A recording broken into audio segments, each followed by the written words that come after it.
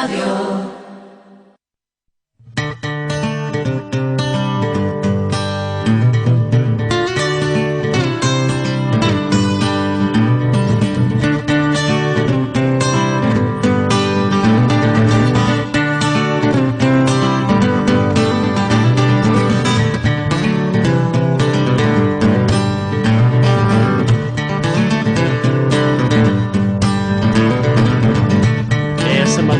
De adentrarnos en el ámbito de la salud, ya saben, nuestra escuela de salud que arranca con esta sintonía cada semana, cada miércoles, gracias a la colaboración del doctor Antonio Rodríguez Carrión, que ya nos acompaña al otro lado del hilo telefónico y al que, antes que nada, vamos a pasar ya a saludar.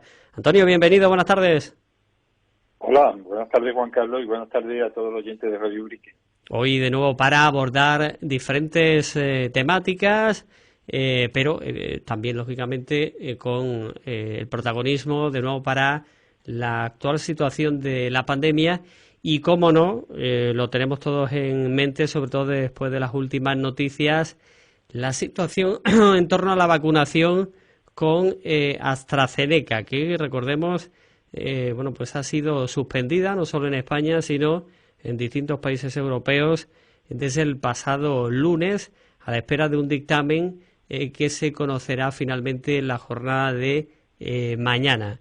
Vamos a hablar de pues esa desconfianza además que se puede generar al respecto después de que se hayan conocido algunos casos a nivel europeo, incluso algunos en nuestro país. Esta mañana incluso conocíamos el fallecimiento de una mujer en Marbella de 43 años y se está estudiando la posible relación con la vacunación de AstraZeneca. Pero ya decimos, lo analizaremos con detenimiento, con tranquilidad y sobre todo conoceremos la opinión del doctor Antonio Rodríguez Carrión al respecto. Nos vamos a quedar con ello también, pues con otra serie de cuestiones. Uno de los temas que queremos abordar en el día de hoy, la fibrosis quística. Vamos a hacer referencia también como otro de los temas de la jornada. Y para comenzar, eso sí, Antonio, vamos a hacer referencia a una efeméride porque se cumplen 15 años del nacimiento del Movimiento Ciudadano Especialista ya. Pues sí, fue un 13 de marzo del año 2006 cuando en los salones parroquiales se celebró una reunión que fue convocada por la Realidad de Ubrique. Era un grupo dentro de la parroquia que se llamaba así, la Realidad de Ubrique, que trabajaba sobre los diferentes problemas que había en Ubrique en todos los aspectos sociales, pueden ser el trabajo, la educación, la salud. Y entonces yo estaba de presidente de la Asociación de Vecinos de la Calzada y en el tema de la salud pues propusimos la propuesta que hicimos nosotros es de que una reivindicación que en Ubrique llevaba ya 20 años en pie de guerra, según constaba en los diferentes medios de publicaciones de periódicos de estas reivindicaciones, llevaba ya 20 años, pues la Asociación de Vecinos de la Calzada decidió aportar, coordinar una serie de reivindicaciones, de manifestaciones en las puertas del centro de salud, pidiendo que el especialista más demandado durante 20 años pues viniesen a Ubrique a pasar consultas que fuera un día a la semana o con la periodicidad que se considerara adecuado para evitar los miles de desplazamientos todos los años que había que ir al hospital para consultas que perfectamente se podían pasar en el centro de salud de Ubrique, donde había espacio suficiente para poder realizar esta actividad, ¿no?, de consulta externa.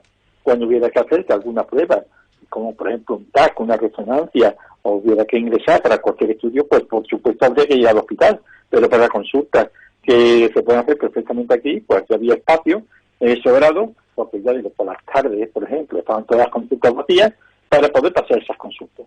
Pues bien, se aprobó el 13 de marzo, y a raíz de ahí, pues esta plataforma ciudadana se creó porque se veía que a pesar de las manifestaciones que se habían hecho o de las demandas que habían hecho, no se había obtenido una respuesta adecuada. Así que ahora se celebran ya 15 años de estas reivindicaciones y yo creo que ha sido un modelo a seguir por todos los colectivos de la Sierra de Cádiz y fuera de la Sierra de Cádiz, porque esto ha dado ha dado mucho que hablar en el Parlamento de Andalucía y en toda Andalucía. Así que ha sido una actividad y además los resultados que se han conseguido fueron mucho mayores que los solicitados en un principio, porque se pusieron de manifiesto todas las grandes deficiencias que había en la asistencia sanitaria en el Centro de Salud de Ubrique y que no eran imputables en modo alguno a los profesionales, a los médicos, enfermeros o trabajadores administrativos y demás, sino que era solamente atribuible a la falta de recursos, a la falta de medios y a la falta de organización por parte de la Consejería de Salud que tenía la asistencia primaria en general, en toda Andalucía, como así tenemos referencia, pero concretamente Ubrique la tenía totalmente abandonada. Y gracias a eso, pues, desde el año 2006 hasta ahora, se ha conseguido, por lo menos, tener una serie de recursos humanos y medios materiales que, en fin, que hacían falta y que si no llegase por estas manifestaciones, por este movimiento popular, hubiera sido inviable. Pues 15 años ya. De hecho, recordamos aquella información, esas entrevistas que realizamos al respecto y, evidentemente, no la evolución desde entonces de lo que fue ese movimiento ciudadano con manifestaciones, con todas las concentraciones e iniciativas que se pusieron en marcha. Pues todo ello sobre esta efemérides que queríamos recordar antes de meternos de lleno sobre la situación actual en torno a la COVID-19. Si te parece, Antonio, antes de nada vamos con la última hora al respecto, puesto que contamos con los datos actualizados ya por parte de la Junta de Andalucía en la jornada de hoy. En el caso de nuestra localidad se sigue pues apuntando esa ausencia de nuevos contagios. Así que hoy, miércoles, tampoco se notifica ningún nuevo positivo en nuestra localidad. Son ya un buen número de días consecutivos. De hecho, pues durante los últimos 14 días, tan solo en las últimas 2 semanas ha habido 2 positivos y en la última semana, los últimos 7 días, ninguno. Lo que ha hecho que la tasa de pruebas diagnósticas de infección activa siga bajando y se sitúa hoy en 12 casos por cada 100.000 habitantes. De hecho, en el ámbito de toda la comarca de la Sierra, hoy el número de positivos es de 12. En toda la comarca, 12 positivos y, eso sí, 2 fallecidos, 2 personas fallecidas que se han notificado en esta jornada. Así que ya decimos, Antonio, la verdad es que la evolución que sigue con esos registros muy positivos, también en el caso de nuestra localidad. Bueno, aquí lo que hay que decir es que hay que dar una felicitación enorme a todos los ubriqueños en general, porque hay que tener presente que Ubrique es una localidad dentro de la Sierra, la segunda con mayor número de población, pero además con unas características especiales, y es que en Ubrique la mayor parte del trabajo no se realiza al aire libre y con personas distanciadas, como pueden ocurrir en unas localidades más agrícolas, sino que Ubrique, como todos sabemos, hay muchas empresas donde los trabajadores se agrupan en grandes cantidades, pueden ser 20, 30, 40, 100, 200, 300, y entonces es complicado mantener la distancia, la ventilación, mantener todas las mascarillas, el control, y sin embargo se ha conseguido. Ha sido una labor enorme por parte de los empresarios y por parte de los trabajadores en lograr que en una situación que en principio podía ser un poco difícil, pues se haya conseguido llegar a esta exitosa tasa de pocos contagios. Yo creo que algo que es de reconocer y que debe servir de ejemplo para los próximos días, los próximos meses, de cómo haciendo las cosas bien se consiguen muy buenos resultados. Así que este es el modelo a seguir y ya digo, enhorabuena a todos, bueno, y también una felicitación enorme a alguien que lo está pasando muy mal, como son el personal de hostelería. Personal de hostelería que muchas veces se le ha atribuido como difusor de muchos casos, ya lo vemos en televisión, en los medios, y sin embargo sabemos que aquí en Ubrique el control ha sido extraordinario, ¿no? Y la aportación por parte de todos los clientes, porque en una localidad donde también las calles son todas muy próximas unas a otras, donde son estrechas en sí, los centros, las vías más principales, y sin embargo se ha conseguido que las medidas higiénicas sean de este estilo, es decir, sean tan grandes que hemos llegado a esta exitosa situación. En este aspecto tenemos que decir que Urique siempre está destacado, por lo menos, hombre, puede haber sus excepciones, ¿no? Pero en general, por la gran higiene y por la gran limpieza de todos los establecimientos. Por ejemplo, yo estuve esta semana pasada, el sábado pasado, paseando, y estuve, por ejemplo, por la instalación del Barbadillo, el antiguo campo de fútbol, y estaba allí el encargado, nos estuvo enseñando aquello, me encantó, ¿no? Cómo está aquello. Pasé a utilizar los servicios de los baños y la limpieza con que estaban. Todavía había unas partidas de fútbol, todavía no habían llegado los participantes, pero ya antes de que llegaran había una limpieza, una higiene extraordinaria, es decir, un sitio muy frecuentado. Y se lo comenté al muchacho que estaba allí encargado, Daniel creo que se llama, y nada, lo felicité por la limpieza, por la higiene y lo bien cuidado que estaba. Ellos nos óbice para que en cualquier momento, igual que puede ocurrir en cualquier bar que esté perfectamente limpio, entre alguien y por la circunstancia que sea, por descuido, por lo que sea, se orine fuera o echa algún papel fuera, pero eso es ocasional y eso nadie tiene culpa, ¿no? En el sentido de que el encargado no puede estar pendiente de que cada persona que entra, pero que la verdad, felicitaciones igual, en el Parque Rafael Alberti, las veces que he entrado yo al baño en el Parque Rafael Alberti, igual, la limpieza, la higiene, pues yo creo que tanto felicitar al delegado municipal o que está responsable de todas estas cosas, como a los trabajadores que hacen una labor extraordinaria en este aspecto. Pues todo ello, ya decimos, al hilo de esos datos que siguen siendo muy positivos sobre la incidencia de la COVID en nuestra localidad. Hoy además se informa sobre 4 personas curadas más dentro de esa actualización de datos que se realiza. Y bueno, pues está claro de que hay que seguir en la misma línea desde la pasada semana, ¿no? Haciendo referencia a lo que comentaba sobre el sector de la hostelería. Bueno, desde el viernes ya conocemos, estamos en nivel de alerta 2, con ampliación de horarios ya hasta las 9:30, tanto en comercios como en el sector hostelero, así que no podemos confiarnos ni mucho menos. Y esta misma tarde se reúne el Comité de Expertos de Andalucía, esta tarde a partir de las 6. Y bueno, pues está ahí sobre la mesa la posibilidad de que la movilidad entre provincias se autorice. Lo veremos si es así o no. Ahora mismo no podemos movernos de una provincia a otra. Ese es uno de los temas, incluso la posible ampliación del toque de queda, lo que podría arrastrar a ampliar más los horarios para el sector hostelero. Habrá que verlo, pero la reunión es esta tarde a las 6 y bueno, pues sobre las 8 imaginamos que ya se conocerán los detalles sobre los contenidos y las decisiones adoptadas. En cualquier caso, Antonio, lo que sí que estamos viendo, y parece que hemos aprendido en algo de las anteriores olas, que las propias administraciones, los gobiernos autonómicos, central, son más prudentes y a la hora de la relajación de medidas se está haciendo de forma muy cautelosa, ¿no? Sí, no, yo creo que todos estamos de acuerdo en que ello debe ser así. Ahora bien, yo ya he escuchado ya algunos ediles, algunos alcaldes y demás decir que en aquellas localidades donde la tasa sea, como en el caso de Urique, ¿no?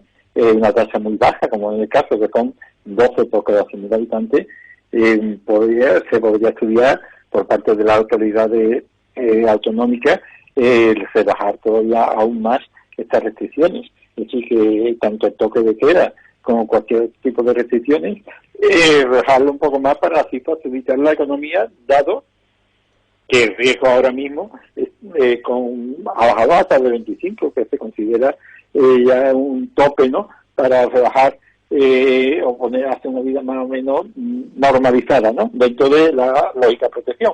Así que yo no sé si ese tema también lo tratarán hoy, de que en aquellas localidades donde la tasa baje de 25, se puedan bajar, en esa localidad se pueden bajar las restricciones, disminuir las restricciones y darle más vida al comercio, a la vida comercial, que tan importante es en la economía.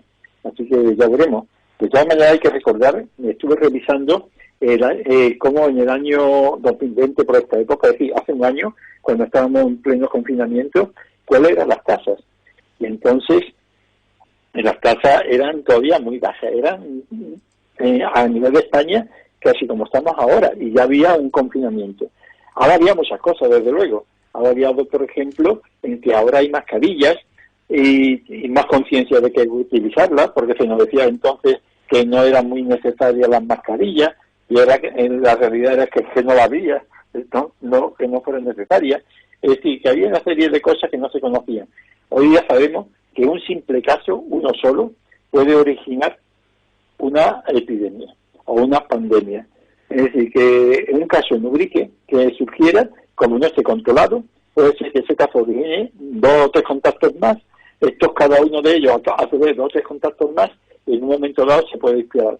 No es provocar alarmismo, solamente decir que en ningún momento se pueden relajar las medidas preventivas que se nos dictan desde las autoridades sanitarias. Es decir, que el uso de mascarilla, el uso de la distancia social, el uso del lavado de manos, el uso de estar preferentemente al aire libre, es fundamental y no se debe bajar la guardia en ningún momento, porque un solo caso, ya sea que todavía esté en Ubrique o que venga de fuera, puede provocar que volvamos atrás. Así que a disfrutar de estas medidas restrictivas que van bajando, pero no descuidarse en ningún momento, y seguir en esta línea, que es una línea muy exitosa.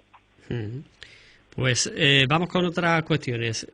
Vamos con, sin duda, el foco principal de las últimas horas, como es la vacuna de AstraZeneca, con, ya digo, novedades que hemos conocido incluso en esta última jornada. Se informa, ¿no?, por ejemplo, del fallecimiento de una profesora, de una mujer de 43 años en Marbella, justo después de haber recibido la vacuna de AstraZeneca. Pues parece que tuvo episodios como el resto de personas, ¿no? Parece que uno de los efectos secundarios, dolores de cabeza y demás, pero que continuaron a la semana. Eso empeoró, y al día siguiente, se le detectaba en el TAC una hemorragia masiva en la cabeza. Finalmente ha fallecido esta persona en la jornada de ayer. Así que es un caso más muy llamativo, ¿no?, que se suma a los datos que han ido saliendo en las últimas jornadas, y que de hecho, ¿no?, han provocado que a nivel europeo se haya paralizado la vacunación. Así que es momento de analizar todo esto. Mañana, de todas formas, llegará el dictamen definitivo a nivel europeo, habrá que estar atentos, pero ya digo que es una de las cuestiones, sin duda, que centran la atención en estas horas, y de cara a todos esos profesores, por ejemplo, en Ubrique, farmacéuticos, farmacéuticas, entre otros colectivos que ya se han vacunado con AstraZeneca en esa primera dosis de la que hablábamos en su momento. ¿Qué les dirías, Antonio? ¿Tienen que tener inquietud? Bueno, es lógico tener inquietud, porque todos los medios de comunicación nos están bombardeando continuamente con esta noticia, que la verdad es que es importante. Es importante porque, como has dicho, Italia, Francia, Dinamarca, Alemania, España y otros países pues han estimado oportuno tener una parálisis en la administración de esta vacuna de AstraZeneca. Y entonces, claro, ante esta situación, todo el mundo que se ha puesto a la vacuna de AstraZeneca pues está preocupado. Sin embargo, si analizamos bien las noticias, la autoridad sanitaria y los científicos y hasta la misma Organización Mundial de la Salud nos dicen que realmente todavía no está confirmado. Es decir, hay sospechas de que puede haber alguna relación, pero es simplemente una sospecha, porque en el tiempo, es decir, en estos últimos días, se han detectado 11 casos de trombosis venosa cerebral y 22 casos, creo, aproximadamente, de embolia pulmonar en personas que previamente se habían vacunado los días anteriores de la vacuna AstraZeneca. Pero también nos dicen que son más de 17 millones de dosis las que se han administrado, y que aún en el caso, aún no confirmado, pero si se confirmara, es una proporción muy pequeña en relación a las vacunas administradas, y que la relación de riesgo-beneficio, ya digo, solamente en el caso de que se confirmara. Sin embargo, la relación de riesgo-beneficio es muy favorable, pero enormemente favorable a los beneficios. ¿Qué quiere esto decir? Quiere esto decir que la Organización Mundial de la Salud ha dicho que no se debe parar la administración de esta vacuna de AstraZeneca, porque ya digo, aún en el caso de que se confirmaran estos pocos casos graves de trombosis venosa cerebral o de embolia, pues los beneficios son mucho mayores que los posibles perjuicios. Así que esta es la situación actual. Mañana ya veremos a ver qué dictaminan las autoridades europeas, pero que con los datos asociados que hay hasta ahora, pues no, la verdad, yo creo que es una llamada a no tener miedo, solamente estar pendiente de lo que pueda indicar este informe, pero que en principio son cosas, ya digo, primero que no están confirmadas, que puede ser una falsa alarma, y en el caso de que se confirme, los beneficios son enormemente mayores a los perjuicios. Es decir, el riesgo de contraer la enfermedad del COVID en las personas que no se vacunen tiene muchísimo más riesgo de tener enfermedad grave que los posibles efectos secundarios que pudiera tener esta vacuna de AstraZeneca en el caso de que se confirmara.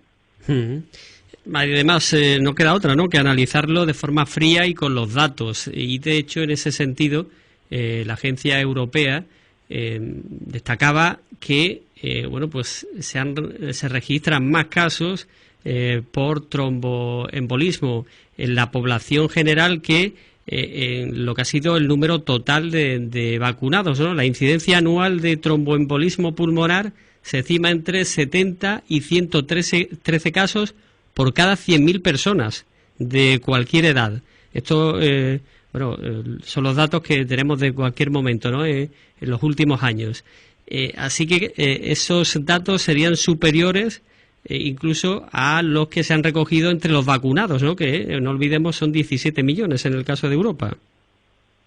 Efectivamente, hay que tener presente que los casos de trombosis venosa o de embolia pulmonar, antes de que apareciera la enfermedad del COVID, se estaban produciendo.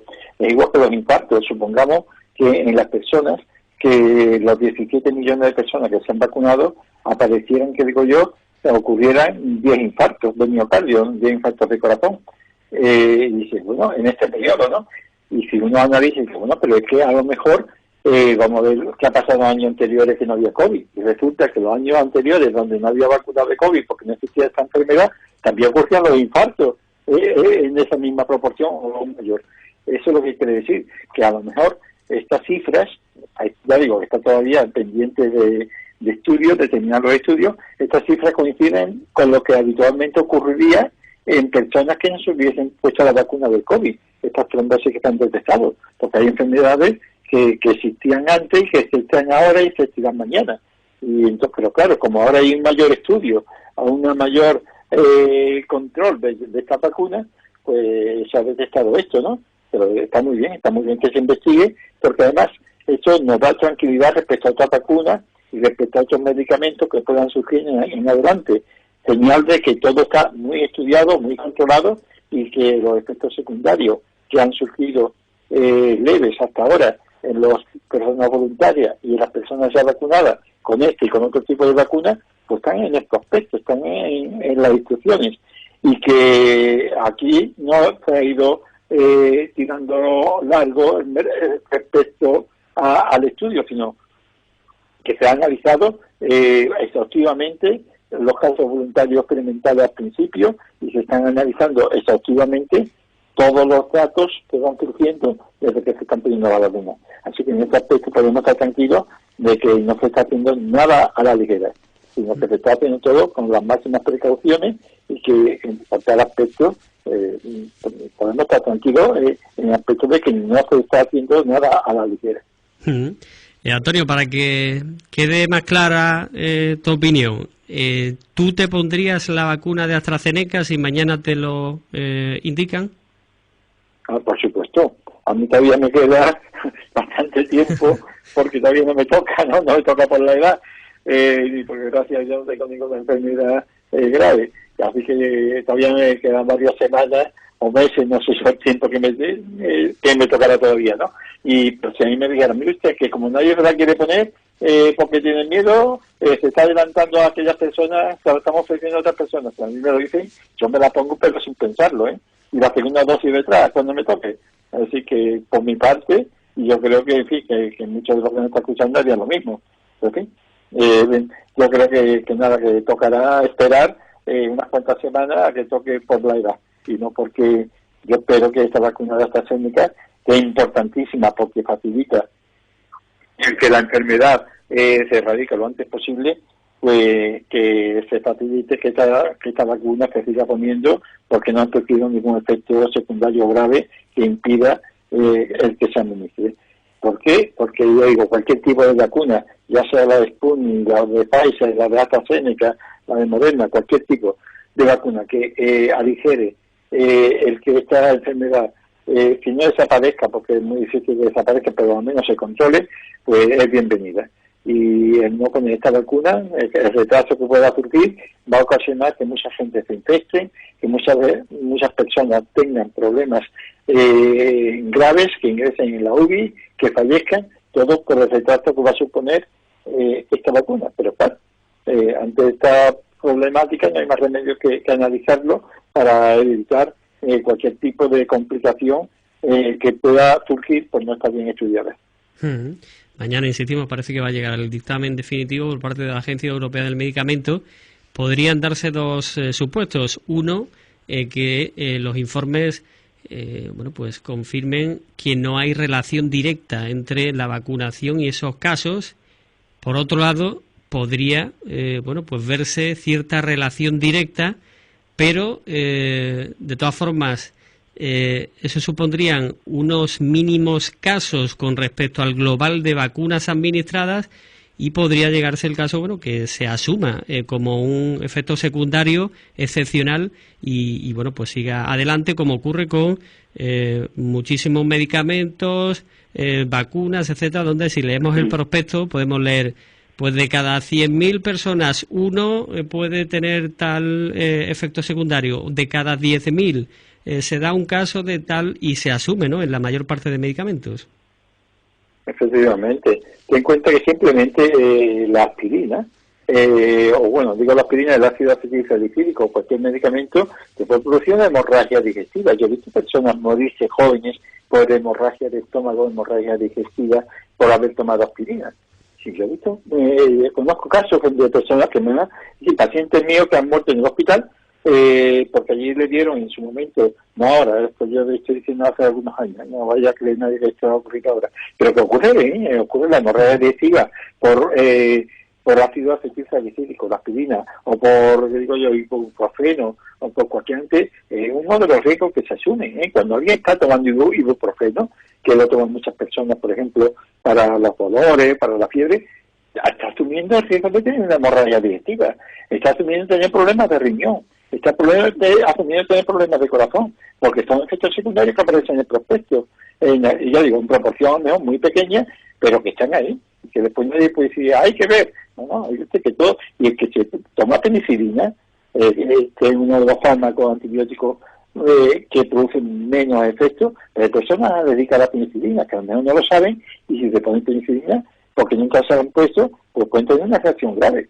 Pero o el paracetamol que se toma tan alegremente para cualquier cosa, es uno de los mejores fármacos que hay para los dolores, para la fiebre, pero hay personas que son alérgicas y no lo saben, porque nunca han tomado paracetamol, y puede ser que algún día se tomen paracetamol porque ha tenido fiebre o cualquier dolor, se me han recomendado, y le dé una reacción alérgica grave. Es raro, pero ocurre. Pues igual ocurre con las vacunas, así que no debemos rasgarnos las vestiduras, porque de cada 500.000 casos, de cada 100.000 casos, o cada 900.000 casos, como parece ser que ahora, aparezca un caso de trombosis venosa grave en la vacuna AstraZeneca. Que uno cada 900.000 o cada 800.000 o cada 200.000, comparado con, por ejemplo, con los efectos secundarios que produce el ibuprofeno, no es nada prácticamente. Bueno, pues Antonio, ya que estamos hablando del tema, vamos con una pregunta de un oyente al respecto. Dice, una oyente con problemas de coagulación de sangre y propensa a trombos hereditarios, pregunta si debería o no administrarse la vacuna de AstraZeneca. Bueno, pues en eso está el estudio. La vacuna AstraZeneca, lo que es la problemática que hay ahora es que parece que se está estudiando que puede haber alguna relación entre unos casos de coagulación, trastorno de la coagulación, como dice esta señora, y la vacuna AstraZeneca. Es lo que se está estudiando. Así que a partir de mañana, que cuando ya el estudio haya concluido, haya avanzado, dirán si las personas que tienen trastorno de la coagulación, que tienen que estar problemas, que tienen que estar tomando medicación o que tienen posibilidad de tener complicaciones, pues se pueden poner este tipo de vacunas. Así que eso es lo que se está estudiando ahora. De todas maneras, hay que decir que el sufrir la enfermedad del COVID, de la COVID, es uno de los problemas más grandes que tiene esta enfermedad, es de los trastornos de la coagulación. Por eso está indicada la vacuna precisamente en personas con trastornos de la coagulación, como esta señora. Ahora bien, si hay algún tipo de vacuna, ya sea la AstraZeneca o otra, que por su composición o por lo que sea, favorecen trastornar la circulación o de la coagulación, pues ya es algo aparte. Ya habría que analizarlo y decir, usted, este tipo de vacuna, la AstraZeneca o la Manolita, la Pepita, la Sputnik, la que sea, es muy buena, pero en estas personas no está indicada. Estará indicada en otro tipo de personas. Pero ya digo, esto está en estudio y posiblemente mañana pues ya sepamos si hay relación y si estas personas se pueden vacunar con la AstraZeneca o no. Para, como decíamos antes, las personas que ya se hayan vacunado con esa primera dosis de AstraZeneca, ¿qué pasa si ya me he puesto esa dosis? ¿Qué le puedes comentar? Bueno, pues si se lo han puesto y parece ser que los efectos estos adversos han surgido entre el tercero y el 14 días de haberse la puesto. Es decir, no en los que llevan más tiempo puesta. Yo de esta manera, yo digo que remito a lo que digan mañana. Yo, a título particular, si yo fuera, yo me pondría la segunda dosis. Si yo fuera una persona a la cual se ha instado ya la AstraZeneca porque estaba indicada, yo me pondría con los conocimientos que yo tengo hasta a fecha de hoy, es decir, de estos 11 casos, más los 22 de embolia pulmonar, más los 17 millones de personas que se han puesto, yo, a título particular, yo me la pondría sin problema. Y no tendría miedo de haberme la puesto hace una semana. Es decir, que digo, es muy raro. Hombre, me puede ocurrir, pero también me puede ocurrir que me vaya por la escalera y me mate, ¿no? No es raro. Lo más raro, es decir, lo más frecuente es que si no se cae por la escalera, se rompe un brazo, la pierna, o pega una brecha. También me puedo matar. También muchas personas se han matado porque hacen una escalera. Pero es más fácil caerse por una escalera y tener complicaciones que ponerme yo con los datos que tenemos, que ponerme la vacuna de AstraZeneca y tener complicaciones graves. Mucho más fácil caerse por la escalera o caerse por la calle tropezando con una acera rota o con un bordillo que no está bien puesto o bien señalizado. Mucho más fácil tener un problema ahí que con la vacuna AstraZeneca. ¿Cuáles son, Antonio, los síntomas, por cierto, que le hemos referido, ¿no?, a ese efecto secundario que ha provocado, bueno, pues toda esta situación, ¿no?, después de que se haya descubierto en distintas personas? ¿Cuáles son los síntomas de una trombosis venosa? Bueno, en la trombosis venosa a nivel cerebral. La trombosis venosa, como todos sabemos, puede ocurrir en cualquier vena, las piernas, frecuente, el síndrome del turista, que ya hemos comentado en alguna ocasión y que ya recordaremos el próximo día. Pero, por ejemplo, en el caso de la cabeza, es dolor de cabeza de aparición súbita, rápida. Es decir, no que llevo un mes con dolor de cabeza, no, un dolor de cabeza fuerte, que yo estaba bien y que de ayer a hoy me molesta la cabeza, un dolor fuerte, normalmente en una parte de la cabeza, es unilateral, en un lado de la cabeza, puede ser general, pero lo normal es que sea en un lado de la cabeza, y curiosamente, en general, se acentúa, duele más cuando uno se acuesta o hace ejercicio. Hace un tipo de ejercicio, o hace un esfuerzo, o cuando se acuesta duele mucho más. Ya digo, de aparición rápida, muy fuerte, y que puede ocurrir también con vómitos, y también frecuentemente aparecen con síntomas neurológicos. ¿Qué es eso de síntomas neurológicos? Pues parecido a los que aparecen en un ictus.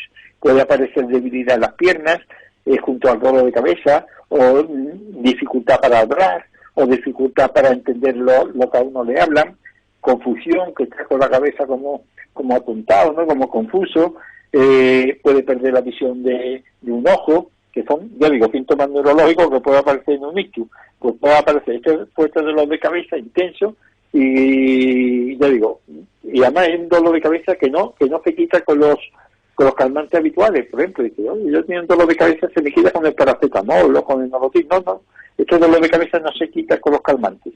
Y entonces, lo más oportuno es acudir a servicios de urgencia y decir, que yo tengo un dolor de cabeza insoportable, que me encuentro como mareado, además tengo me cuesta estar, ¿no?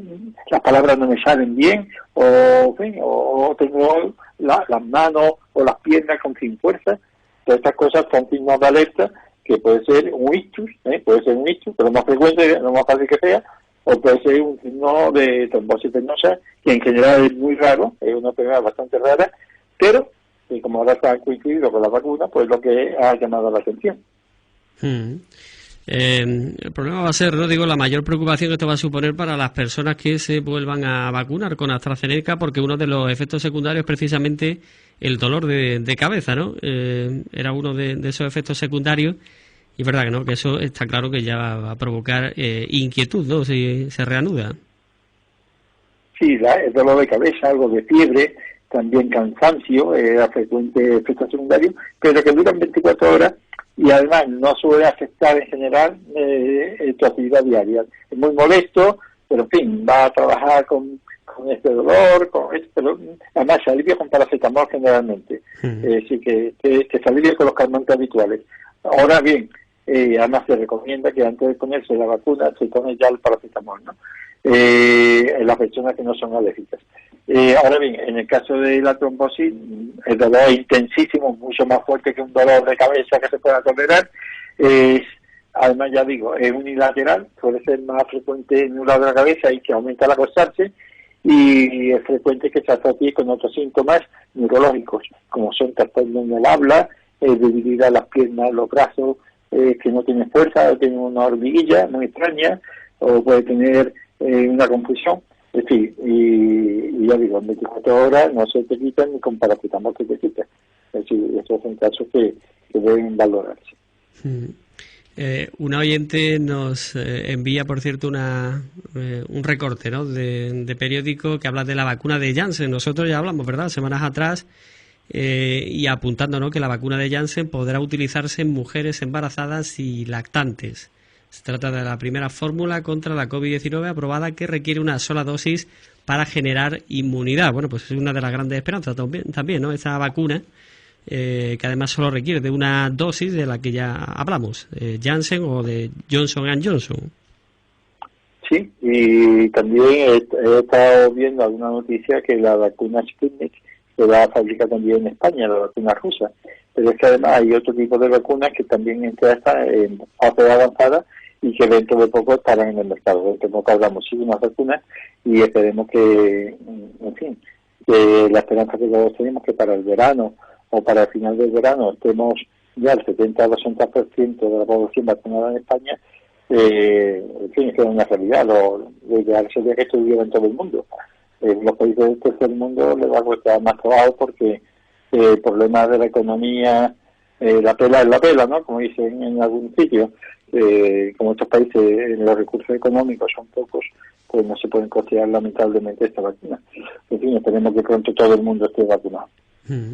Y antes de pasar a otras cuestiones, también otra de las novedades que se destaca en el día de hoy es el hecho de que se va a presentar hoy el pasaporte de vacunación a nivel europeo, un certificado que se expedirá de forma gratuita y que llevará los datos en un código de barras, mostrará si la persona ha sido vacunada, ha pasado recientemente un test negativo o tiene anticuerpos contra la COVID-19. Es una especie de pasaporte que permitirá, ¿no?, que las personas se puedan mover en Europa, algo que se quiere impulsar sobre todo para lo que es el ámbito turístico, el plano económico, pues poder contar con este pasaporte de vacunación.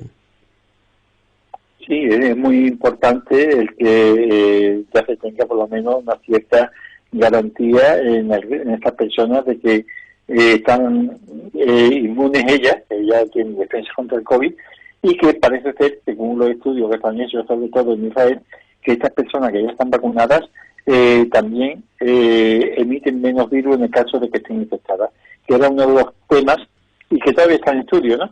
De si las personas que están vacunadas o que han pasado la enfermedad pueden ellas transmitir el virus, infectar a otras personas, aunque ellas no lo tengan, aunque ellas no tengan la enfermedad. La persona puede tener el microbio en su garganta, en sus fosas nasales, pero no sufren ella la enfermedad porque tienen defensa, pero al tenerlo en sus fosas nasales, porque se va a pegar a otra persona, ella a su vez lo puede transmitir a otra. Parece ser que estas personas que están vacunadas, en el caso de que transmitan el virus, lo transmiten en muy pequeña cantidad y entonces no tiene tanta infecciosidad como aquella persona que no está vacunada o que no ha pasado la enfermedad. Así que todo esto, yo digo, están eso en Israel, parece ser que estas personas infectan menos y pues una gran ventaja también a la hora de facilitar el transporte o el desplazamiento de las personas. De todas maneras, mientras no lo digan a través sanitaria, todas aquellas personas que han pasado la enfermedad o que ya están vacunadas deben tener, como ya se sabe, todas las medidas precautorias que tienen aquellas personas que no tienen defensas. Es decir, que tienen que llevar su mascarilla, su higiene de manos, la distancia social, igual que todo el mundo. Y recordar siempre eso, que las botellonas, la estancia en los bares, en los restaurantes, los trabajos, deben ser siempre con la distancia y teniendo siempre la mascarilla puesta.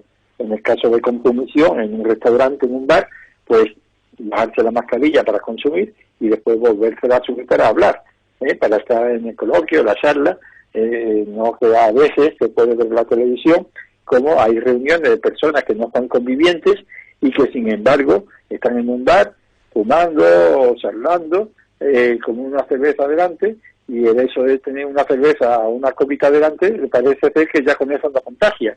Pues no, eso no es así.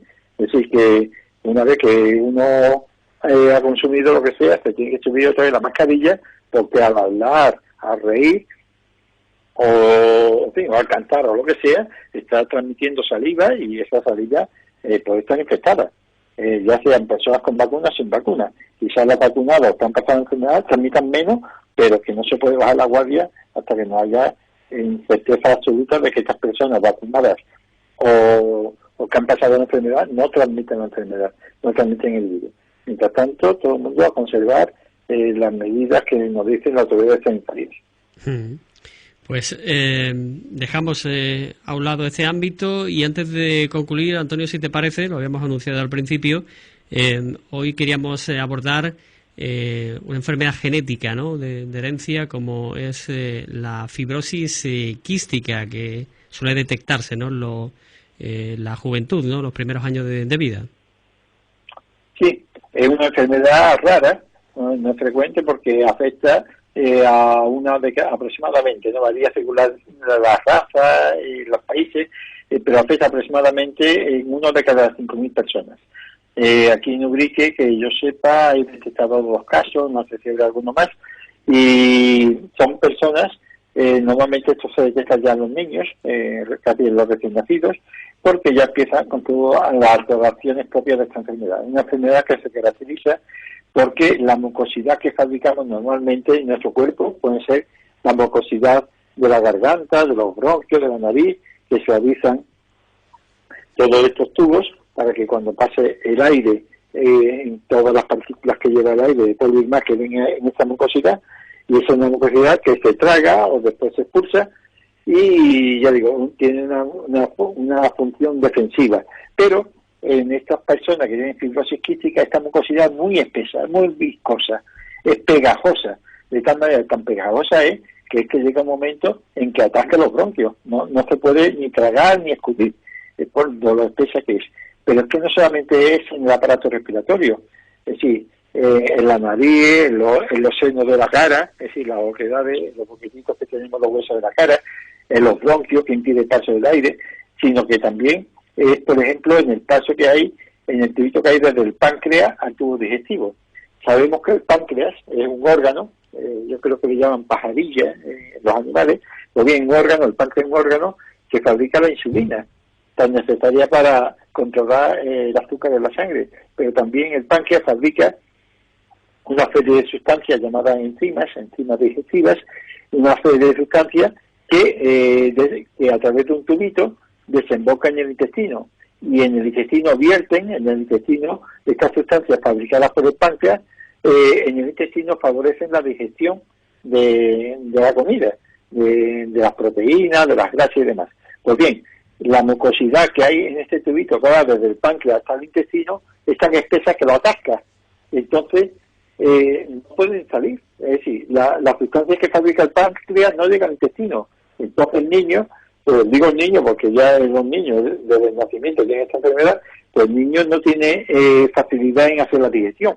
Y la caca le cuesta muchísimo trabajo hacerla ya desde el principio, porque la caca es dura, además es de un olor horrible, es decir, la caca nunca huele bien, ¿no? Pero en este caso es horrible el olor que sueltan, además es una caca con mucha grasa que flota, que no es normal, no se ve la caquita normal en un niño.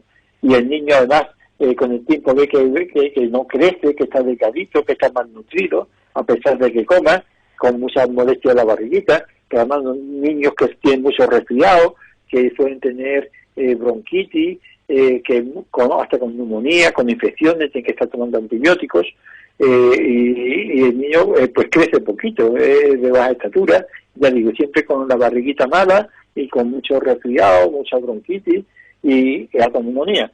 Es lo característico de esta enfermedad, porque los mocos, ya digo, se acumulan en los bronquios, se acumulan en la salida del páncreas, y estos niños pueden tener ya con el tiempo pancreatitis, inflamación del páncreas, diabetes, y en fin, con niños para los cuales hay que cuidar. Y una cosa curiosa es que el sudor de estos niños es muy salado. Es decir, los papás, a la mamá, cuando le dan un besito en la carita o en el brazo, hay que ver la sal que tiene ese niño en el sudor. Y uno de los métodos de diagnóstico es ver la cantidad de sal que tiene el sudor, cómo se diagnostica uno de los métodos diagnósticos de esta enfermedad, que es una enfermedad hereditaria en el cual tanto el padre como la madre tienen que tener un gen defectuoso. Si lo tiene solamente el padre, solamente la madre, el niño no sufre la enfermedad, pero si lo tienen los dos, el niño puede sufrir la enfermedad. Por eso hay unos hermanos que la tienen y otros que no. Es decir, también eso es importante saberlo, aunque los dos padres tengan este gen, unos hermanos pueden tener, otros no, porque los espermatozoides y los óvulos pueden llevar el gen o no. Es un poquito más complicado, pero es bueno saberlo. Desafortunadamente no existe tratamiento curativo y a veces se tiene que llegar al trasplante de pulmón, creo, ¿no? Como una alternativa. Sí que existen tratamientos para mejorar síntomas, ¿no? Y alargar la esperanza de vida. Sí, no hay tratamiento que cure esta enfermedad, una enfermedad genética. Los padres, pues cuando tienen algún hijo o algún antecedente familiar que de esta enfermedad, muchas veces se hacen análisis de los genes, análisis cromosómicos, antes de que la mujer se quede embarazada o durante el embarazo, para saber posibilidad que tiene el niño de tener esta enfermedad. Esta enfermedad no tiene cura, pero sí, como tú bien dices, Juan Carlos, tiene tratamientos que mejoran mucho la calidad de vida de estos niños, los cuales pueden hacer una vida prácticamente normal, y muchos de ellos hacen una vida mejor que lo normal, de tantos cuidados que tienen.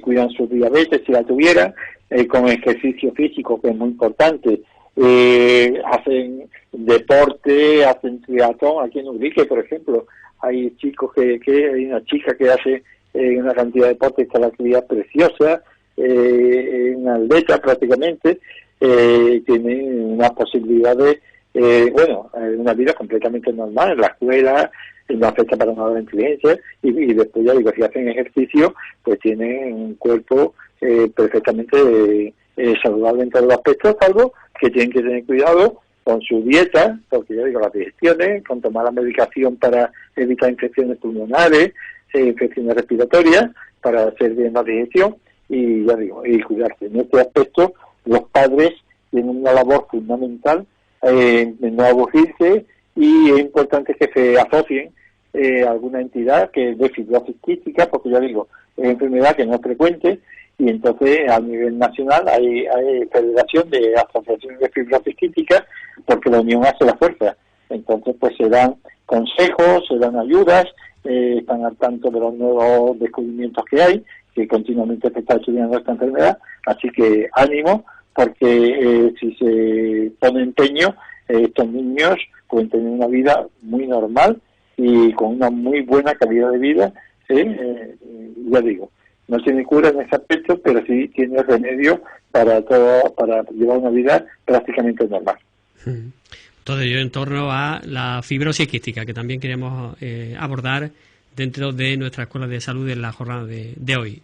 Pues Antonio, nos vamos a quedar en este punto. Recordamos esta tarde a las 6 la reunión del Comité de Expertos de Andalucía y que por tanto sobre las 8 podríamos conocer novedades en relación a las medidas restrictivas de cara a las próximas semanas, sobre todo de cara a la Semana Santa. Estaremos atentos, nos hemos centrado hoy sobre todo en la vacuna de AstraZeneca y agradecemos, por supuesto, como siempre, la colaboración, las preguntas de nuestros oyentes.